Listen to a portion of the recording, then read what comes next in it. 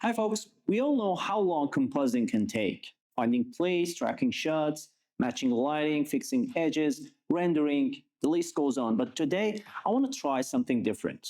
I'm using Higgsfield plugin for DaVinci Resolve. And with just a single prompt, I could be anywhere, but right now I got to escape from police. Actually, let's make these chase a bit easier. Wow, that crash sequence was insane. And the crazy thing is that all of this is happening directly inside Resolve. Alright, let's quickly cover how to install the plugin. It's really simple. First, check the link in the description to grab the plugin installer. Once you've got it, just run it and install it. In your DaVinci Resolve project, head over to the Windows tab, go into Integration, and you'll see Higgsfield right there. That's it. You've got it. Now you're ready to start generating. Okay, let's start with video generation. I've got this raw footage of me in a white box, sitting like I'm driving. I want to turn it into me actually driving a Ferrari. Here's how it works. I will select the clip in my timeline and it automatically loads into the Higgsfield window. Now I paste my prompt, and this is where prompting with Claude really paid off. Instead of just describing the Ferrari and the environment, the prompt locks in the visual direction of my original footage. The framing, the energy, and most importantly, the camera movement all carry over. You can find the prompt structure in the description or use Claude to build one for your own shot. Next, I pick my model, Cadence 2.0, aspect ratio 16:9, duration matches my clip, resolution 1080p, genre, I will go with action or epic for that cinematic punch. Then I will hit generate. Here's the result. White box gone and I'm in a Ferrari. Here's the detail I really want to point out. Watch the camera shake, that handheld vibration, the energy. It's not random.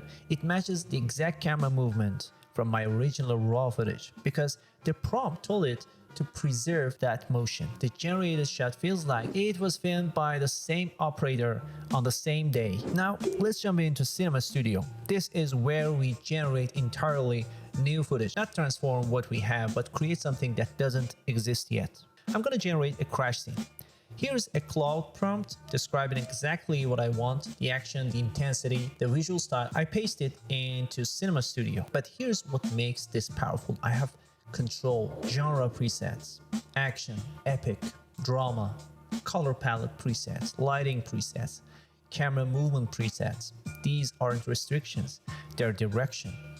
They let me maintain the artistic vision I have in my head and make sure the AI respects that vision. I'm not hoping generator guesses what I want. I'm telling it exactly how this should look. And camera setting, camera type, lens, focal length, f-stop, those are technical controls that ground the shot in reality. It feels like it was shot on actual cinema equipment, not just generated.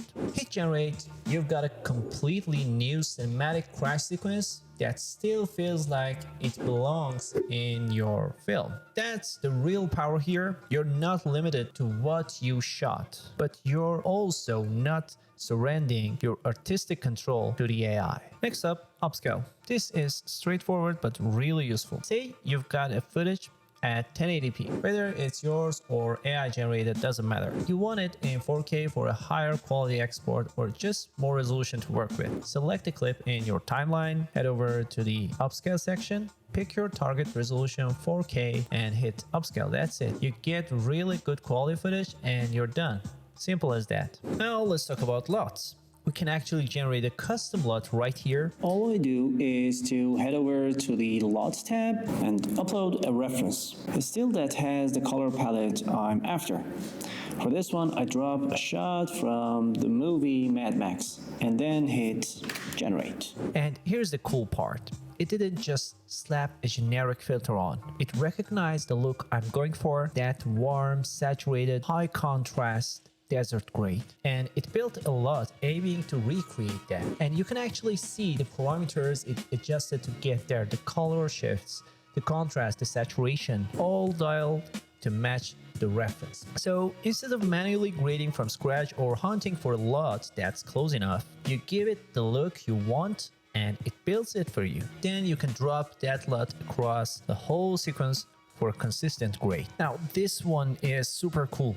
Draw to edit. I'll move over to the edit video section and click on draw to edit. The idea is simple. You draw where you want something to happen, give it a quick prompt, and it makes it happen. Let me show you. Say I want a drifting smoke coming from the left side of the screen. All I want to do is to draw that like this and simply type a prompt.